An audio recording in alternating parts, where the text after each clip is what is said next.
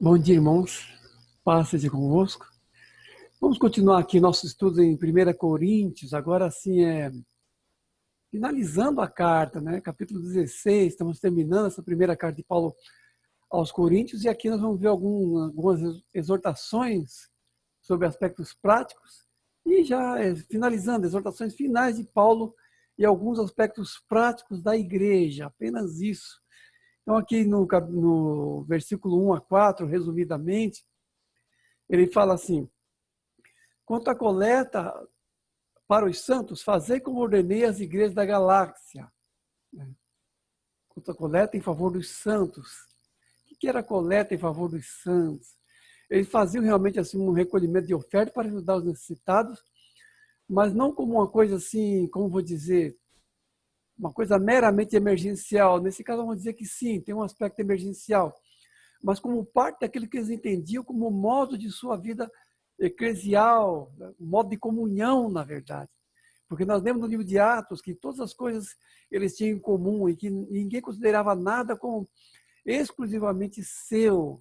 Então, quando fala da coleta em favor dos santos, fala de algo assim, já é norma no meio deles. Não podemos, assim, chamar isso ou confundir isso com um tipo assim de assistência social da igreja. Não é bem isso. Departamento de assistência social, não. Essa ação deles de ajudar os necessitados era parte do que tinham como comunhão. Eles tinham comunhão total de bens em sua aliança com o Senhor, em primeiro lugar, e com os irmãos. Então, eles tinham uma aliança, um casamento, e uma aliança com total comunhão de bens. Era disso que se tratava aqui. Nesse caso, especificamente, existe realmente assim como é que eu vou dizer, uma agravante, porque nós lemos no livro de Atos que um profeta chamado Ágabo profetizou que haveria uma grande fome no mundo. E essa fome veio nos dias do imperador Cláudio. E os irmãos de comum acordo resolveram mandar oferta, fizeram a coleta de oferta para ajudar os pobres de Jerusalém. Então está escrito lá, pobres da Judéia, aliás. Então eles fizeram assim, várias igrejas assim, de outros lugares, coleta em favor dos pobres, por causa da grande fome que havia ali. Então a igreja, nesse espírito de solidariedade e de comunhão, ajudava os irmãos, mesmo irmãos assim que não estavam ali na sua convivência imediata, porque eram igrejas de outros lugares, igrejas da Galácia. A gente vê aqui que Paulo mobilizava a igreja de vários lugares para ajudar os pobres da Judéia.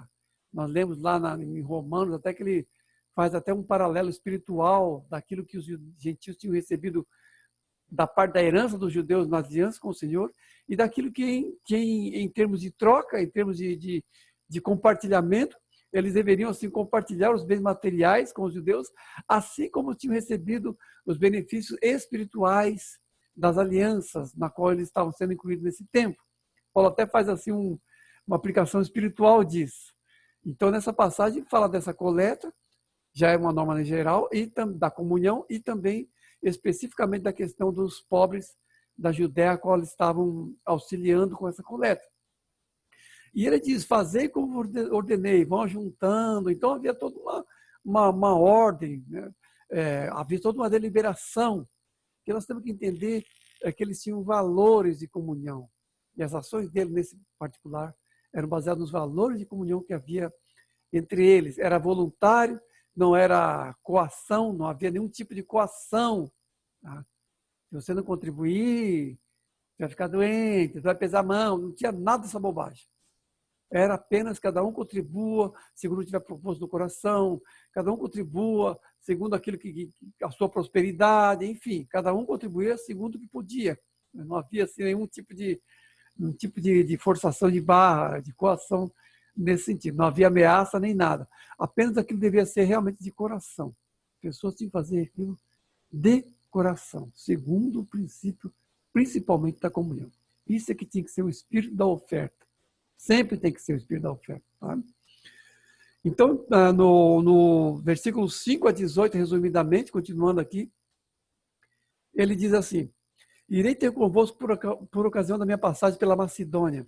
Ficarei, porém, em Éfeso até o Pentecoste, porque uma porta grande e oportuna para o trabalho se me abriu, e há muitos adversários. E agora, irmãos, eu vos peço o seguinte: Sabei que a casa de Estéfanas são as primícias da Caia, e que se consagra ao serviço dos santos, que também vos sujeiteis a esses tais, como também a todo aquele que é cooperador e obreiro. Tá?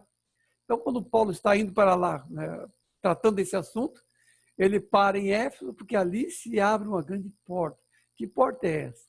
Aquela porta lá em Atos, em que ele prega e é que havia toda aquela confusão dos atenienses, né, os ourives, que faziam templozinhos de Diana, fizeram a maior arruaça, quase mataram Paulo lá de pancada por causa da pregação de Paulo. Ele diz, é uma grande porta e há muitos adversários. Os muitos adversários não tem nada a ver com a porta. Se a porta está aberta, eu entro por ela. Se tem muitos adversários, eu os enfrento. Esse é o Espírito de Paulo e deve ser o nosso também em relação ao de Deus. Há muitos adversários. Vamos enfrentar. Ah, está tendo muito problema. Então, eu acho que não é melhor não fazer. Não, não existe isso não. Tá? Paulo não se detém por causa do adversário. Pelo contrário, ele avança. É uma grande porta e temos que passar por ela. E ele, de fato, passa a muitas situações de sofrimento ali. Ele é atacado pelos atenienses, tem todo um processo. Enfim, por causa do tempo de Diana. Ele diz que há muitos adversários porque também nós temos que entender o seguinte. Quando o evangelho chega em um contexto, dependendo das forças das trevas instaladas naquele contexto, maior é a oposição. O diabo e os demônios vão levantar pessoas para se insurgirem contra a obra. Vai criar situações, vai pôr dificuldade, vai acontecer um monte de coisa. Muitos adversários. Adversários assim, humanos, mas sob instigação de forças espirituais que não querem que aquele povo, que aquela região receba a palavra de Deus. Isso acontece sempre. O choque da mensagem, que, claro, desaloja poderes que estão instalados ali e que estão muitas vezes a serviço de Satanás, em um nível maior. Poderes muitas vezes de vícios, de drogas, de crime, prostituição, enfim. As pessoas que ganham com isso, os mercadores de alma, aqueles que fazem pacto com as trevas, mesmo não de modo deliberado, mas estão pactuados com as trevas, vão sentir o seu negócio se acabando, como aconteceu com os ourives lá nos templozinhos de Diana. Aquilo retroalimentava toda uma idolatria naquele lugar. Mas é claro que aqueles que ganhavam com isso não queriam saber se o povo estava se perdendo, estava afastado de Deus ou não. Queriam o lucro deles. E Paulo, quando prega a mensagem vem se chocar contra esse comércio também, em um nível assim, humano, mas sob cooptação de um nível espiritual. E é um choque. É uma grande porta, mas há muitos adversários. Grandes portas trarão grandes adversários, para odiar aqui o Homem-Aranha. Mas sempre vai acontecer assim. Sempre vai acontecer assim. Quanto maior for a bênção, maior vai ser a luta por ela. Isso nós temos que entender praticamente como norma espiritual. Nós temos realmente que enfrentar muitas lutas. Depois ele menciona aqui a casa de Estéfanas, que era uma família muito abençoada que tinha ali, né? As primícias da Caia. Quem são primícias aí? Primícias. Os primeiros frutos, é isso? Tinha a festa das primícias lá entre os judeus, que eram as festas dos primeiros frutos, uma maneira de agradecer a Deus pela bênção, pela provisão. Isso lá no contexto dos judeus. Tinha a festa das primícias. E aqui o Paulo está usando essa expressão primícias, tem esse sentido de ser as primeiras pessoas que foram evangelizadas na Acaia. A Acaia, no caso, era o nome antigo da Grécia, de parte da Grécia. Parte da Grécia era chamada de Acaia, como eu falei para vocês. Aquela região todinha ali das viagens de Paulo, de Éfeso, de Galácia, toda aquela região chamada agora de Turquia. Mas naquele tempo tinha esses nomes, Frígia, Gálatas, aquela coisa toda. Icônio, Lício, tudo é Turquia agora. E nesse ponto aqui também tem esse nome, que é a Acaia, que é uma parte da Grécia. Na verdade, é uma parte da Grécia. E nós vemos essa família abençoada aqui, o quanto Paulo, assim, é grato a essa família pelo apoio que ele tem desse povo aqui. Nós lemos, por exemplo, lá em 2 Coríntios 1:8, nós não chegamos lá ainda, mas vamos ler, que Estéfanas, Fortunato e Acaico foram de grande consolo para Paulo. Está lá em 2 Coríntios 1:8, pessoas que apoiaram Paulo quando Paulo estava na pior, quase morrendo, estava desesperado da própria morte, uma situação realmente difícil. E ele pôde contar com esses irmãos, pôde contar com as casas de Estéfanas, Fortunato e Acaico. Acaico. O nome do cara é Acaico. É um nome bonito. Então, nesses irmãos, ele encontrava apoio, consolo, ajuda financeira. E aí, né, vem uma pergunta uma pergunta retórica. O que você e sua casa são para os seus pastores, para os seus obreiros? O que vocês representam? Você e sua família. Vocês são aquele povo que ajuda, que está ali, que coopera. Se precisar de ajuda financeira, você vai lá, oferta. Se precisar de alguma coisa, vai lá e apoia. Ou é aquele outro tipo que fica arrumando intriga, fofoca, e fala daqui, fala de lá. Que tipo de família é a tua casa em relação aos pastores e obreiros? É uma pergunta que se faz. Porque se nós assim tivermos o coração realmente convertido, realmente entregue, dedicado ao Senhor, em algum nível cooperaremos com a obra de Deus. Todos nós, de uma maneira ou de outra, estaremos engajados na obra de Deus. E aqui, Paulo diz que a casa de Estéfanas eram obreiros, eram pessoas dedicadas, eram pessoas que realmente se empenhavam. E ele exorta os corintianos aqui a reconhecerem pessoas assim, darem às pessoas toda a submissão e todo o reconhecimento. A pior coisa que tem é você não ser reconhecido, né? Certo? É uma música que diz assim, eu não preciso ser reconhecido por ninguém. Realmente não, né? Nós temos que ter o reconhecimento do Senhor em primeiro lugar, mas é duro você não ser reconhecido muitas vezes. Muitas vezes é difícil assim você não ser reconhecido, pesa muitas vezes. Então Paulo fala, olha, reconhece pessoas assim, pessoas valorosas. Nós, pastores, temos que valorizar pessoas valorosas, dar o devido valor a quem nos apoia, a quem ora por nós, a quem intercede por nós. A gente sabe que está nos colocando diante do Senhor, está intercedendo, está ali, se você precisar, a pessoa está ali. Essas pessoas são muito preciosas. Sejam elas obreiras, sejam elas pessoas que talvez nem estejam assim, em algum nível de engajamento assim, oficial, por assim dizer. Mas pessoas que estão ali com as quais você pode contar. São uma bênção e nós devemos reconhecê-las. Existe assim uma estimativa de que em uma igreja, seja ela qual for, 20% coopera. 20%. Ou seja, 80% de uma igreja, isso é uma estimativa geral, 80% de uma igreja é beneficiada pelo apoio de 20%. Não somos, isso, a liderança não se conta porque estão lá para isso mesmo. Estamos lá para isso mesmo. Estão pagos para isso mesmo. Mas pessoas assim que se dedicam, 20%. 20%. Você veja que numa porcentagem de 100%, apenas 20%, ou seja, não chega a um quarto das pessoas que colocam a mão realmente no arado e estão ali cooperando de alguma maneira. Então, essas pessoas realmente devem ser reconhecidas. Tá? Depois, aqui no versículo 13 e 14, né? 13 e 14 diz assim, várias ilustrações aparecem em seguida. Né? Sede vigilantes, permanecei firmes na fé, portai-vos varonilmente, fortalecei-vos, todos os vossos atos sejam feitos com amor. Versículo 13 e 14. Várias exortações. Vamos ver aqui essas exortações, cada uma delas, assim, o que elas dizem para nós. Né? Primeiro aqui, né? Sede vigilantes, sede vigilantes. O crente, ele tem que entender a natureza do seu andar no mundo. Ele tem que entender isso. Ele tem que entender que a natureza do seu andar no mundo pressupõe vigilância sobre aquilo que o constitui. Ele tem que saber que a sua existência aqui está em um outro nível, um nível espiritual, e que esse nível espiritual o coloca também em um nível específico de batalha espiritual. Ele tem inimigos invisíveis.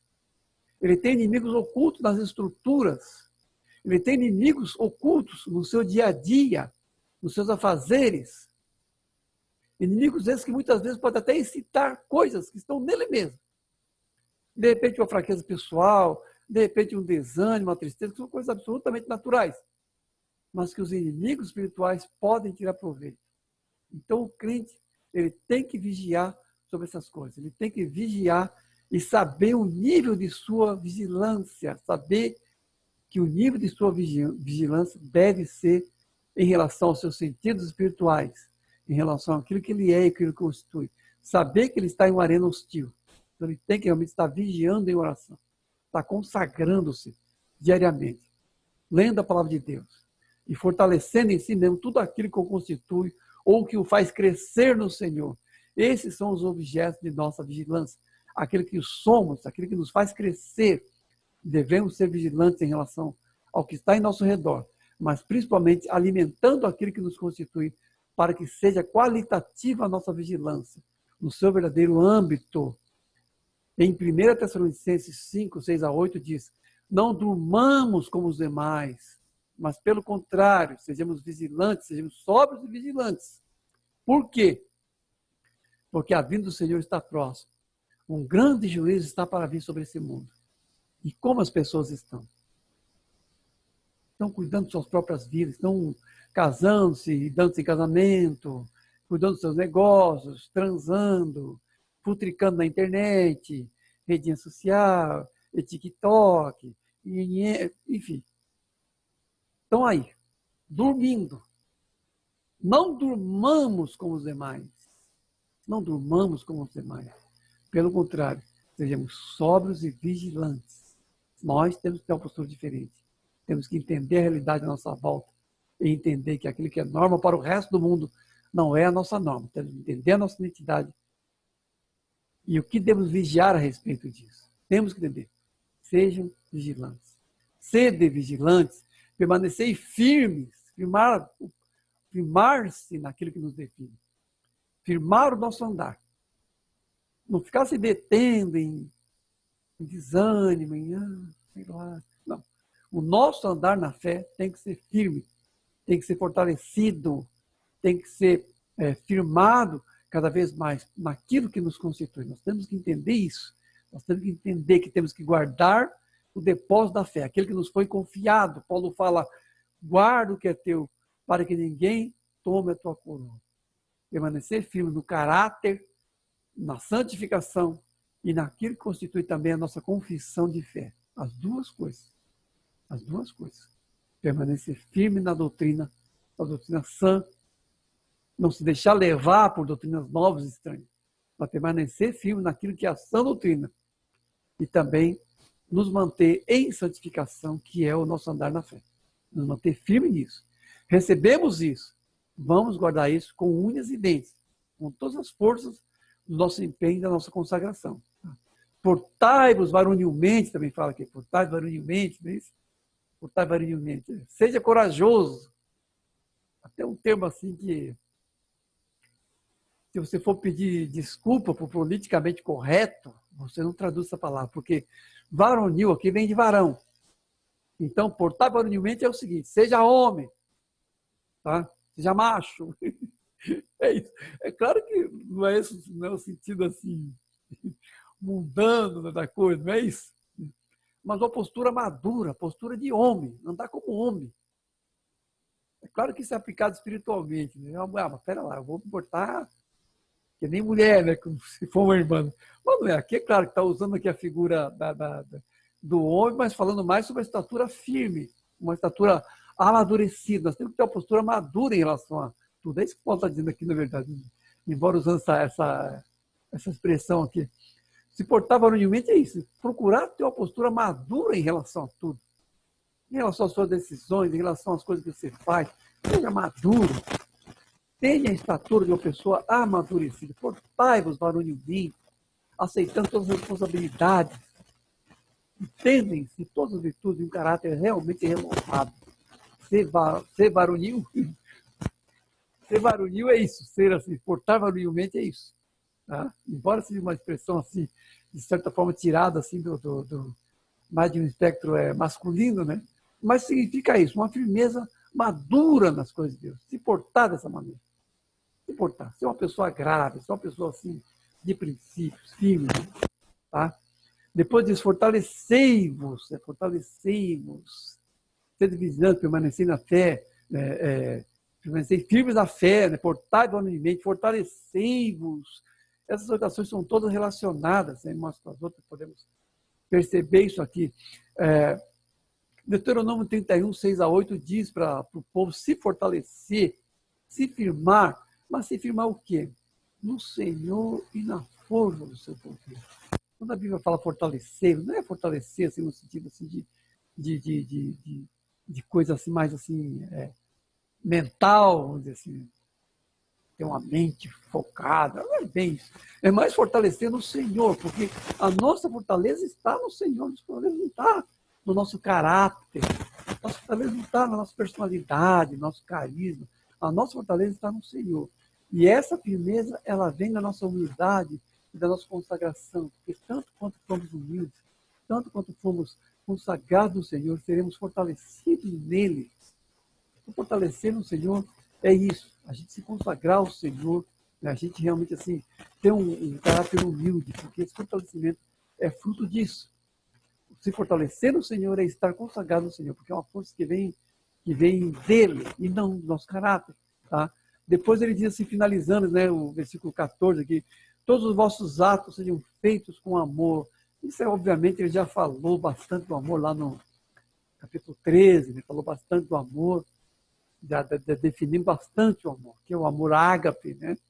Não é aquele amor assim, ideológico, amor a uma causa. Isso aí está cheio do mundo. Pessoas cheias de causas, cheias de ideologias. Isso não é o amor de Deus. É apenas assim, um ímpeto muito pessoal em relação a uma causa que muitas vezes é boa, que muitas vezes ajuda as pessoas, mas não tem relação com o amor de Deus, né? Porque o que deve nos motivar dentro de nós deve ser esse amor de Deus, não deve ser nenhum tipo de interesse pessoal, nenhum tipo de projeção, nenhum tipo de constituição de autoestima, né? Qualquer coisa assim mais psicológica, mas o amor de Deus realmente deve ser na base. Eu sempre falo para os irmãos assim que nós temos que pedir a Deus que o amor seja realmente assim o nosso sentido interno principal, porque é daí que deve ser as nossas saídas. Se o nosso coração é enganoso muitas vezes são as saídas erradas da nossa vida, o amor é a saída correta. Então o amor de Deus tem que realmente ser fortalecido e alicerçado dentro de nós. Temos que pedir isso ao Senhor, abrindo mão, obviamente, de todo o rancor, de toda mágoa, de toda apatia, enfim, de tudo aquilo que é o nosso desamor, não é isso? Para que o amor de Deus se instale e se fortaleça dentro de nós, amém? Finalizando aqui, diz assim, versículo 19, 24, no final já, né? As igrejas da Ásia vos saúdam, saudai-vos uns aos outros com o ósculo santo. Se alguém não ama o Senhor, seja anátema, maranata. Maranata, uma última palavra aqui sobre a expressão maranata, uma expressão bem assim conhecida, tem várias igrejas com o nome de maranata. Outro dia eu comprei uma pimenta, essa pimenta é boa, maranata, né? Era maratá, achei que era maranata, era maratá. Maranata, tão condicionado que eu estou com essa palavra. É uma palavra hebraica que, na verdade, assim, originalmente ela é mais curta, ela era mais curta, porque era um cumprimento judaico, eles tinham um cumprimento entre si, assim como o crente se encontra em paz, Senhor, é isso? Eles tinham também um cumprimento assim, só que eles falavam Maran, que é nosso Senhor vem, que significava o quê? A esperança assim, escatológica, mas da primeira vinda, né? Da vinda do Messias, na verdade. Então, essa esperança da vinda, né? Quando nós falamos de vinda de Jesus, nós falamos da segunda vinda já. Mas eles, quando eles falavam Marã, significava, obviamente, da vinda do Messias. Eles que estão falando Marã até hoje, os judeus lá, né? Estão falando até hoje esse Marã aqui. E depois, com a vinda de Cristo, foi acrescentado um atá, dessa expressão que é aramaica. Não é nem grego, nem hebraico. É aramaica, a expressão antiga, né? Aramaica que nem existe mais essa língua. Só erudito deve conhecer essa língua. Então, foi acrescentado isso e ficou Maranata, que também se incorporou assim como um cumprimento, como expressão de esperança entre os cristãos. Maranata, que é o Messias veio, está aqui e retornará. Na verdade, a expressão Maranata, a gente usa muito assim, significando a segunda vinda de Cristo. Nosso Senhor vem, como está lá em Apocalipse, né? Outra passagem que menciona essa expressão é Apocalipse. Lá no final do Apocalipse aparece a expressão Maranata, como a esperança da segunda vinda de Cristo. Mas a síntese total de Maranata é: o Senhor veio, está aqui e virá. Essa é a síntese total. E era uma fórmula muito usada assim, na ceia do Senhor, por aquilo que a ceia fala, por aquilo que a ceia anuncia. Porque quando Paulo escreve lá no capítulo 11, nós passamos pelo capítulo 11 já, ele diz assim: que quando nós celebramos a ceia do Senhor, anunciamos a morte do Senhor até que ele venha, não é isso? Então o Maranata está na ceia. Nós celebramos o Maranata na ceia, porque o Senhor veio, está aqui e virá. Então a celebração da ceia diz tanto da presença do Senhor, do seu anúncio, quanto da esperança de sua segunda vinda. Tá? Quando o Senhor assim estará de volta, voltará, e nós seremos reunidos com Ele e celebraremos nossa bendita esperança nos novos céus e nova terra. Então que nós assim tenhamos essa perseverança, sejamos assim vigilantes, permaneçamos firmes, nos fortaleçamos, façamos todas as coisas com amor, para que quando o Senhor vier, quando o Maranata se concretizar, estaremos com o Senhor para sempre, teremos vencido, né, todas as coisas e seremos então coroados com o Senhor nos novos céus e nova terra. Amém? Deus abençoe os irmãos.